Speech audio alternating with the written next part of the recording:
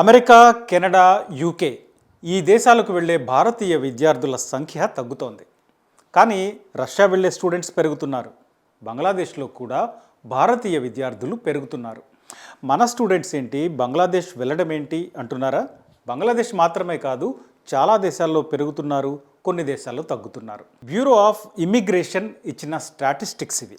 మనం సాధారణంగా foreign education అనగానే అమెరికా, కెనడా, యూకే అనుకుంటాం. ఆ తర్వాత ఆస్ట్రేలియా, న్యూజిలాండ్ ఇట్లాంటి దేశాల వైపు చూస్తుంటాం. మన వాళ్ళంతా ఈ దేశాలకే వెళ్తున్నారు అనుకుంటాం. కానీ ఈ దేశాలన్నీ ఇప్పుడు భారతీయ విద్యార్థులకు అనువుగా కనిపించటం లేదు. ఒక్కో దేశంలో ఒక్కో సమస్య ఉంది. అందుకే ఇప్పుడు ఇండియన్ స్టూడెంట్స్ వెళ్ళే డెస్టినేషన్స్ మారిపోతున్నాయి, యూనివర్సిటీలు మారిపోతున్నాయి, దేశాలు మారిపోతున్నాయి.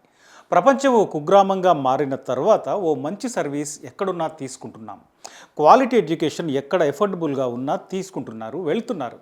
నిజానికి అప్పులు చేసేనా చదివించడం భారతీయ కుటుంబాల పద్ధతి. అందుకే కొన్ని దశాబ్దాలుగా మన దేశం నుండి విదేశాలకు వెళ్ళే స్టూడెంట్స్ భారీగా పెరుగుతూ వస్తున్నారు. అంతెందుకు, ఇప్పుడు ట్రంప్ రాగానే మనం మాట్లాడుకునే కీలక విషయాల్లో ముఖ్యమైనది ఏంటంటే అక్కడ ఇండియన్ స్టూడెంట్స్ పరిస్థితి ఏమిటని.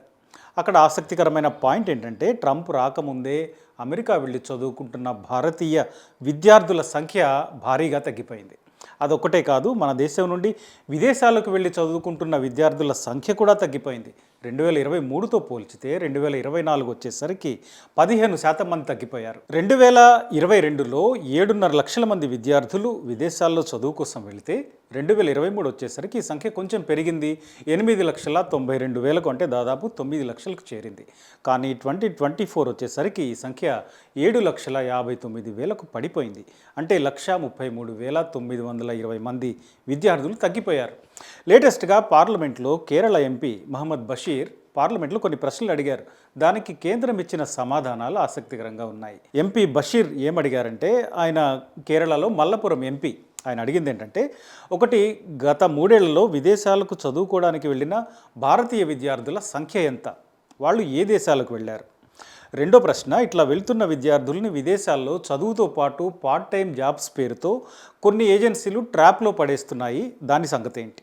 మూడో ప్రశ్న ఏంటంటే, విదేశాల్లో చదువుతున్న భారతీయ విద్యార్థుల బాగోగుల కోసం, వాళ్ళ అత్యవసర అవసరాల కోసం ఏదైనా స్కీమ్ తీసుకొస్తారా అనేది. నాలుగో ప్రశ్న, అబ్రాడ్ స్టూడెంట్స్ కోసం హెల్ప్ లైన్ పోర్టల్ ఏదైనా ఉందా అని అడిగారు. ఇక్కడ ఏ దేశానికి ఎక్కువ మంది వెళ్తున్నారు అనే గణాంకాలు చాలా ఇంట్రెస్టింగ్గా ఉన్నాయి. కెనడా, అమెరికా, యూకే వెళ్తున్న స్టూడెంట్స్ సంఖ్య భారీగా తగ్గిపోయింది. కెనడా వెళ్ళిన భారతీయ విద్యార్థుల సంఖ్య అయితే 41% తగ్గింది. 2023లో ఇండియా నుంచి కెనడాకి 2,33,000 మంది వెళ్ళారు. 2024లో ఈ సంఖ్య 1,37,000 మాత్రమే.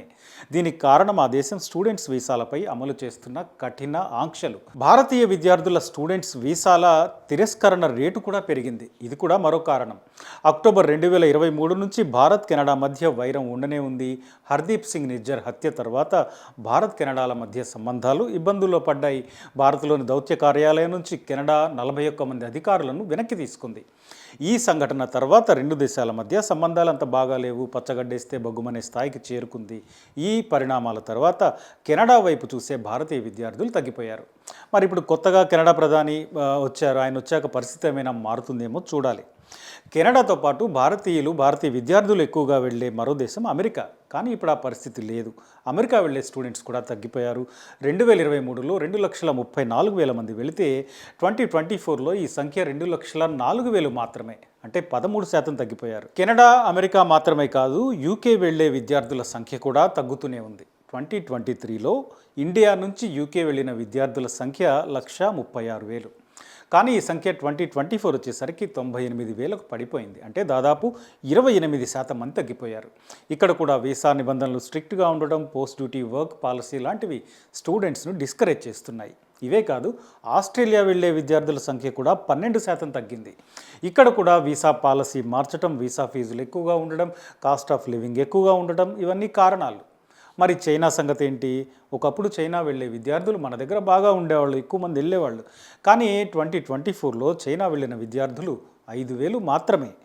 మరి ఈ దేశాలకు తగ్గిన విద్యార్థులు వేరే ఏ దేశాలకు వెళ్తున్నారు, ఎక్కడ పెరుగుతున్నారు అంటే Russia, Germany, France, Uzbekistan, Kazakhstan, Philippines, Bangladesh ఇట్లాంటి దేశాలకు వెళ్తున్నారు. 2022లో రష్యా వెళ్ళిన భారతీయ విద్యార్థుల సంఖ్య 19,784 మాత్రమే. కానీ 2024 వచ్చేసరికి సంఖ్య 31,000కు పెరిగింది. అంటే 2023తో పోల్చితే 30% పైగా విద్యార్థులు పెరిగారు. పైగా రష్యాతో మనకి మంచి సత్సంబంధాలు ఉన్నాయి. అక్కడ యూనివర్సిటీలు ఇస్తున్న స్కాలర్షిప్స్ కూడా మన స్టూడెంట్స్కి ప్రోత్సాహకరంగా ఉంది. ఇక ఫ్రాన్స్ విషయానికి వస్తే అక్కడ 2022లో 6,400 మంది చదివితే 2024 వచ్చేసరికి ఈ సంఖ్య 8,500కు పైగా పెరిగింది. ఇక జర్మనీ వెళ్ళే స్టూడెంట్స్ 2022లో 20,000 మంది ఉంటే 2024 వచ్చేసరికి 34,000కు చేరారు. న్యూజిలాండ్ వెళ్ళే స్టూడెంట్స్ కూడా పెరిగారు. అక్కడ 2022లో 1,600 మంది మాత్రమే ఉంటే 2024 వచ్చేసరికి సంఖ్య 7,000కు పైగా పెరిగింది. ఎవరు ఏ దేశంలో అయినా చదువుకోవచ్చు. అన్ని యూనివర్సిటీలు, అన్ని ప్రపంచ దేశాలు ఇంటర్నేషనల్ స్టూడెంట్స్కి ప్రోత్సాహకం ఇస్తున్నాయి. ఎక్స్చేంజ్ ప్రోగ్రామ్స్ ఉంటాయి. విదేశీ విద్యార్థులకు సీట్లు రిజర్వ్ కూడా చేస్తాయి. ఫీజులు కట్టే వెసులుబాటు ఉన్న వాళ్ళు ఎవరైనా ఎక్కడైనా చదవచ్చు. కానీ అమెరికా, కెనడా, యూకే, ఆస్ట్రేలియా లాంటి చోట్ల మారుతున్న పరిణామాలు ఆ దేశాల వైపు విద్యార్థులు చూడకుండా చేస్తున్నాయి. సరే, ఈ దేశాల సంగతి ఓకే. మరి బంగ్లాదేశ్ ఎందుకు వెళ్తున్నారు? అక్కడ మనకంటే ఎడ్యుకేషన్ క్వాలిటీ ఉంటుందా? మనకంటే బాగా చదువు చెప్తారా అంటే ప్రధానంగా మెడిసిన్ స్టూడెంట్స్ మన దేశం నుంచి Russia, China, Philippines, Kyrgyzstan, Georgia ఈ దేశాలతో పాటు బంగ్లాదేశ్, నేపాల్ కూడా వెళ్తున్నారట. దీనికి కారణం ఏంటంటే పేరు గొప్ప దేశాల కంటే చదువు అందుబాటులో ఉంటే చాలని, కాస్ట్ ఆఫ్ లివింగ్ అందుబాటులో ఉంటే చాలు అని భావించడం. బంగ్లాదేశ్లో మెడిసిన్ చదివే స్టూడెంట్స్ మన దేశం నుండి పెరగడానికి కారణాలు ఇవే. దీంతోపాటు కల్చరల్గా కూడా బంగ్లాదేశ్కి మనకి పెద్దగా ఇబ్బంది లేదు, సామ్యం ఉంటుంది. అందుకే 2015లో ఈ సంఖ్య 3,400 చిల్లర ఉంటే ఇప్పుడు 10,000కు పైగా ఇండియన్ స్టూడెంట్స్ అక్కడ మెడిసిన్ చదువుతున్నారు. మన దగ్గర మెడిసిన్ పూర్తయ్యేసరికి 50 లక్షల నుంచి ₹1,00,00,000 అవుతుంది. అదే బంగ్లాదేశ్ అయితే 25-30 లక్షల్లో పూర్తవుతుంది. రష్యాలో కూడా ఇంతే తక్కువ ఖర్చుతో పూర్తవుతుంది. ఇట్లాంటి కారణాలే ఆ దేశాల వైపు భారతీయ విద్యార్థులు చూసేలా చేస్తోంది. బంగ్లాదేశ్ పరిస్థితి ఇప్పుడైతే బాలేదు కాబట్టి వైద్య విద్యకు రష్యా, జార్జియా, ఫిలిప్పీన్స్ ఇట్లాంటి దేశాల వైపు చూసే అవకాశం ఉంది.